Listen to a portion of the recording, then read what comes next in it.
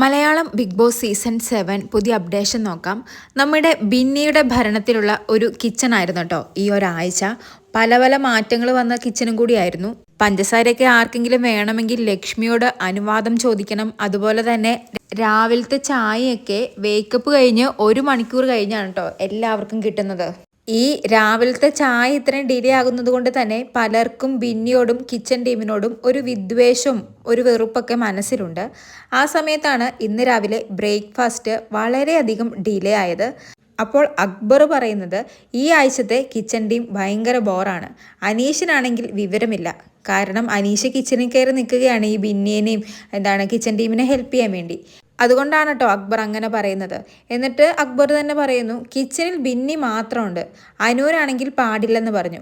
ഷാനവാസിന് ചപ്പാത്തി പരത്താൻ അറിയില്ല എന്ന് പറഞ്ഞു പോയി. ലക്ഷ്മി ആണെങ്കിൽ 1 മണിക്കൂറായി ബാത്റൂമിൽ പോയിട്ട് അവിടെ കിടന്ന് ഉറങ്ങുവാണോ?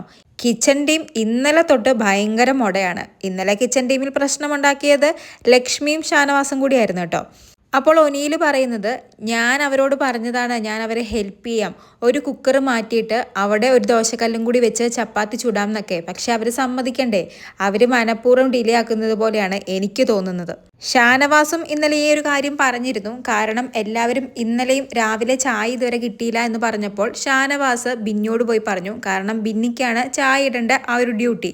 ബിന്നി എല്ലാവരും ചായ ചോദിക്കുന്നു എന്ന് പറഞ്ഞപ്പോൾ ബിന്നി പറഞ്ഞത് ഞാൻ ഫേസ് വാഷ് ചെയ്ത് ഡ്രസ്സൊക്കെ മാറിയിട്ട് എപ്പോൾ വരുന്നോ അപ്പോഴേ ചായ ഇട്ട് തരാൻ പറ്റുകയുള്ളൂ എന്ന്.